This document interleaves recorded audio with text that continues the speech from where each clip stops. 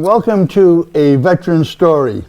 I'm Vahn Berbarian, and with me is a very special guest, Private First Class, Vahn Berbarian.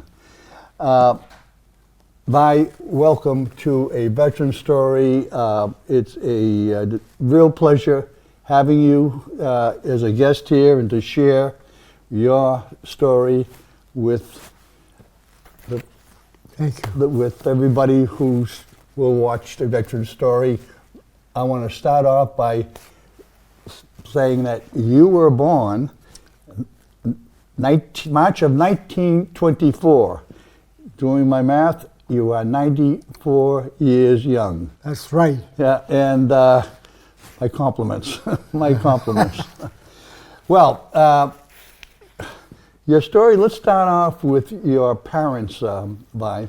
Your mother, your dad, you're first generation, and your mother and dad both went through the genocide of 1915 perpetrated by the Turks. That's right. On the Armenians. Yes. Your father was a little ahead of it, so he got out before the actual killing. That's right. But your mother was not as fortunate. The Turks came through and they killed everybody in her village. Yeah. And how did she survive? Well, what she did was she was laying next to someone that was dead, and she took the blood and rubbed it on their face so they think that she was dead. And when they left, then she got up with the others, and they traveled by foot to get out of there, and they did. My mother survived. And she was just a young person when this happened. Yeah. And like yourself, when I asked you more about the events that took place, you said that your mother was reluctant to talk to your family about this.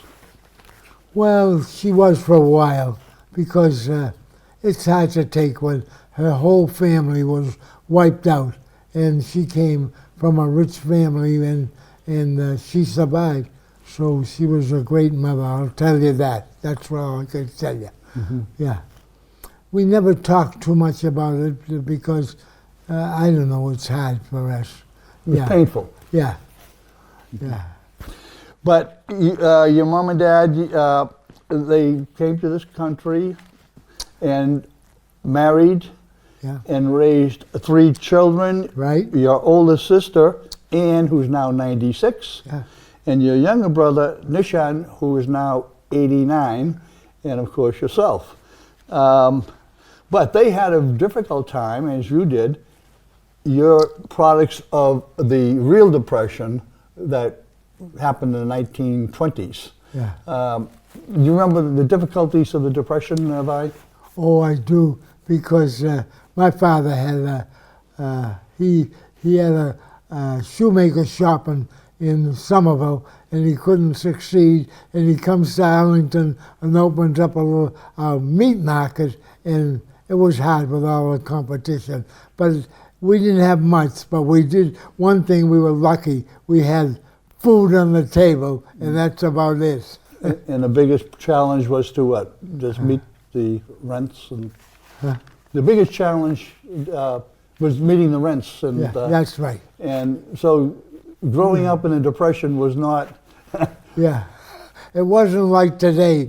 We had a pair of shoes, and we wore them until they wore out before we could get another pair. That's how bad things. But we were no different than a lot of other people. Yeah. Well, anyway, you go to Arlington High School. I did. And you graduate with the class of 1941. That's right. The year 1941, the bombing of the Pearl Harbor. Do you remember where you were and what you were doing? Well, we were playing poker over this fellow's house when we heard about Pearl Harbor, and it was a terrible thing. And so I watched the pictures of Pearl Harbor. Later. Yeah. And did you know what it really meant when Pearl Harbor was attacked and when all this news was coming in? Do you remember what it really meant to you? Well, I have to tell you this, Bob. I don't want to say what I really think of Pearl Harbor. No, we will. Okay. Yeah. Well. Anyway, you are now graduating high school, and you find yourself eventually, like everybody else, entering military service. That's right. People of your age, everybody was in uniform, pretty much. Yeah, And your first, you went into the Army, that's right. and you went down to Claiborne, Louisiana. Right. And you trained there for almost a year. Almost a year, right? And then off to England. where you continued to train. Yeah. But you did something very unusual. You went to the officers in charge and said, what? That Well, I was in an engineer outfit pushing a wheelbarrow, and then D-Day came, and I seen all these boys coming back shot up, and I didn't want to go home and say that I was pushing a wheelbarrow, I was lucky. No. So what I did was I went and seen my company commander, and I said, sir, I want to transfer. And he said, why, Barbarian? Because I said, I want to be in combat. Really? So 2 days later, I was in France, and the next day, I was with the 10th Armored Division. And boy, so the first day I was there, they asked for volunteers to go on patrol. And of course, I raised my hand because I wanted the boys to know me. And 6 of us went out, and we met a German patrol too, but we weren't ready there to fight. And so what we did was we started running back, and they started shooting shells. And I still remember the guy Tanner fell, and a shell went right in between his legs, and he couldn't move. I went over and grabbed him and said, come on, guy, get out of here. And we get out, and the thing was a dud. Mm-hmm. And that's when I became a fatalist and a great believer in God. Well, when a shell lands not too far from you, it was a artillery shell? Huh? It was an artillery shell. Yeah, oh yeah. So 88. Well, after a while, you knew when they were shooting 88 because there were so many of them that we heard. Did you know the sound of an 88? Oh, yes, I knew.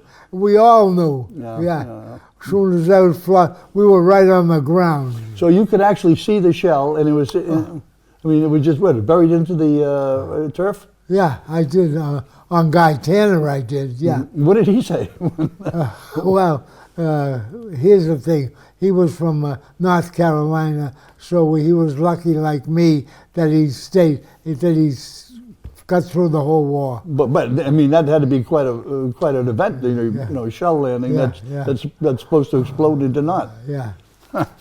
So you, from there, you move, continue what happened after that? Well, we were fighting we were Patton, and we were fighting along France. And then what happened was the Germans made a big counterattack, and there was an infantry division outside of about 40 miles from Bastogne. And Patton sent, we were not the 10th Armored Division. We were a combat team from the 10th Armored Division because they didn't want the Germans to know the position where Patton was weakened by a combat team going here. And when we hit Bastogne, we were packed bumper to bumper. And what happened was the next morning, the 88 shells were flying all around us. We thought we were going to go 50 miles to give this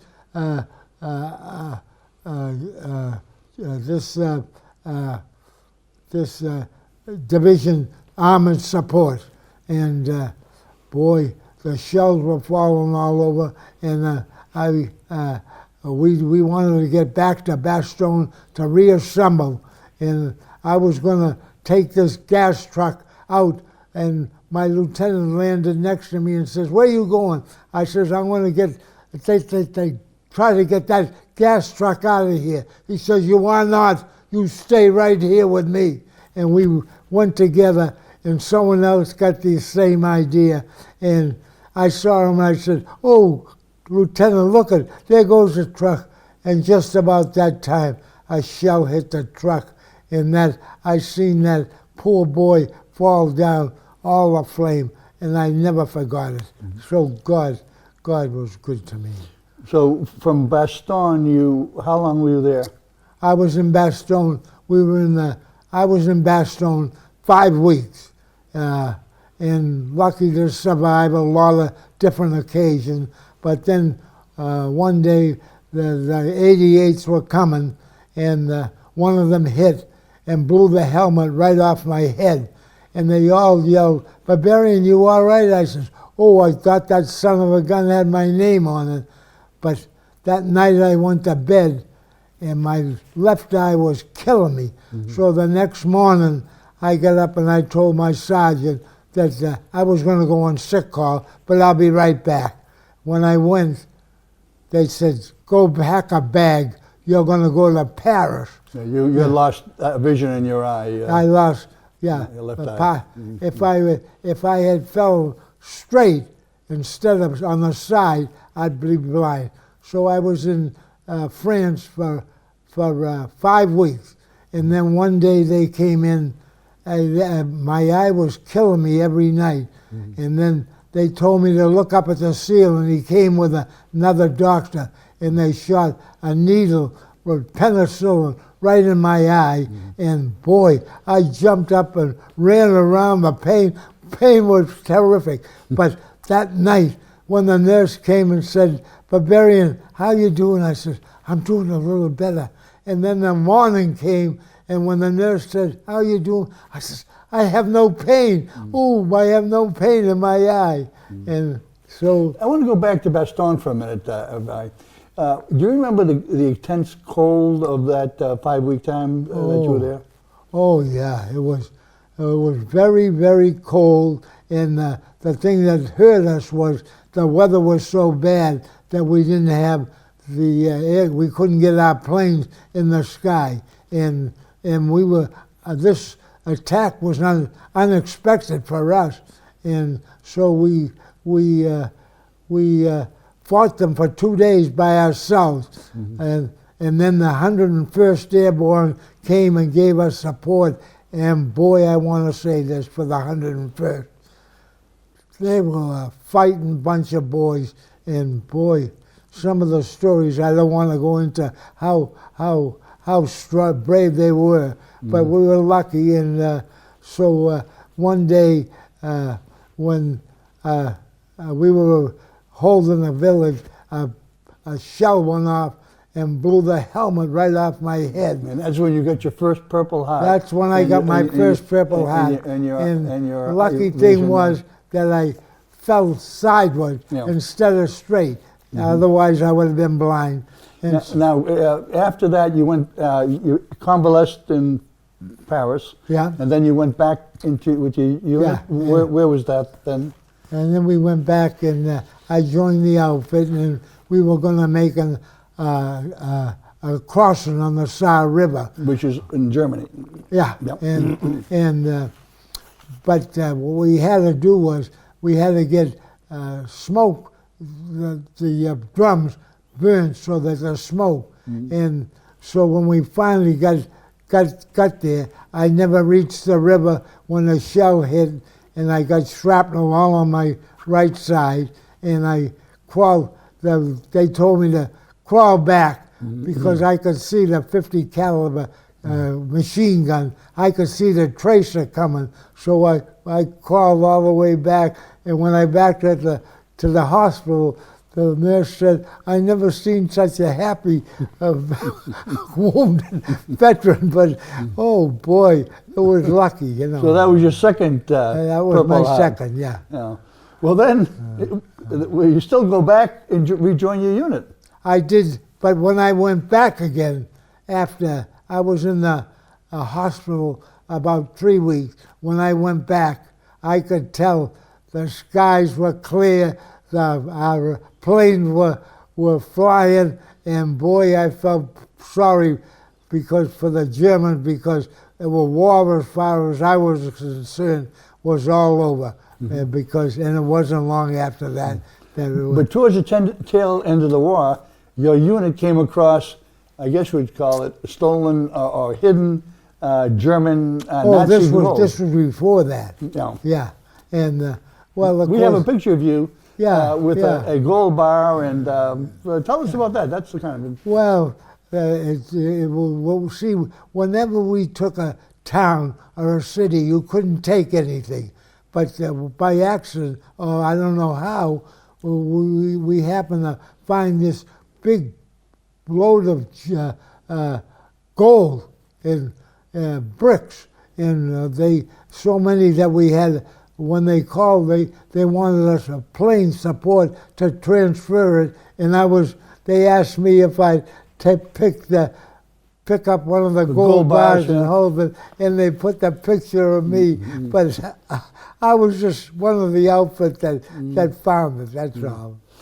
Well, so you had pretty much saw a lot of the war in Europe. I mean, you were there. Yeah. And now it's so the Germans finally surrender in May, and now they determine who goes back to be discharged by what we call points. How long you were in combat, your Purple Heart, and so forth.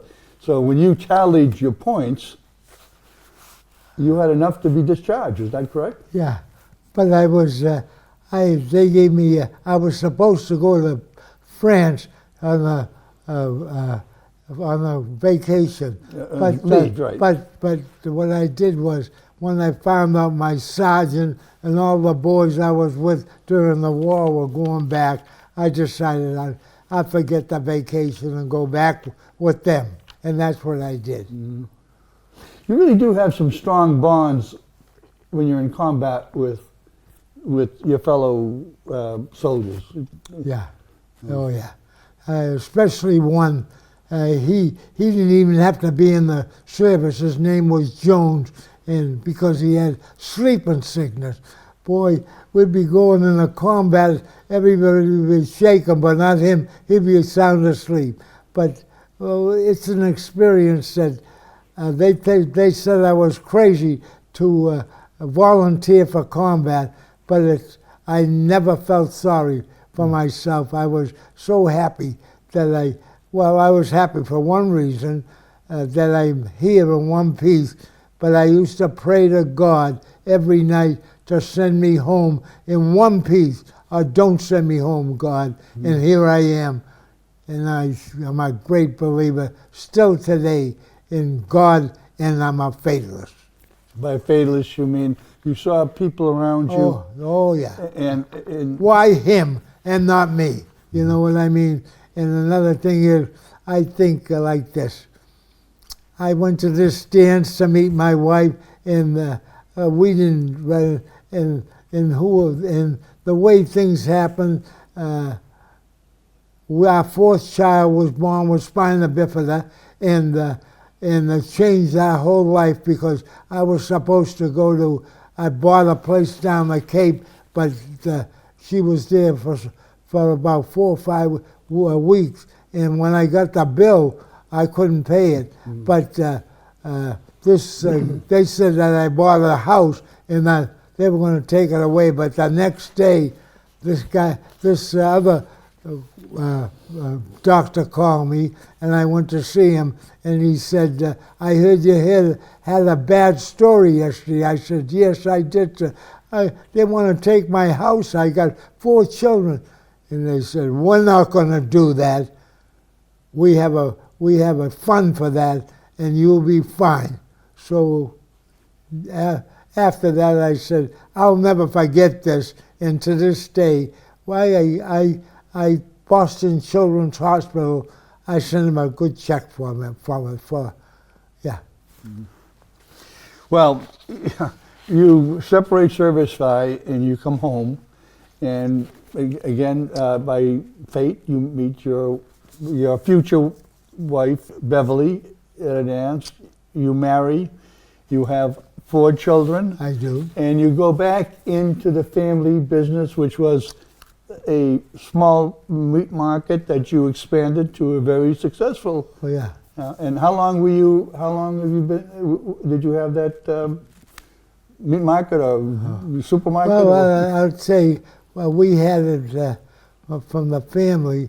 We started when we were 5 years old, working in the store, and I was there about 75, 80 years, and we built up a beautiful business, and I finally sold it, and because it came a time when I decided the money that I made, I wanted to enjoy some of the money, and me and my wife were fortunate that we traveled all over the place. And we had a great life, and I thank God every night for it.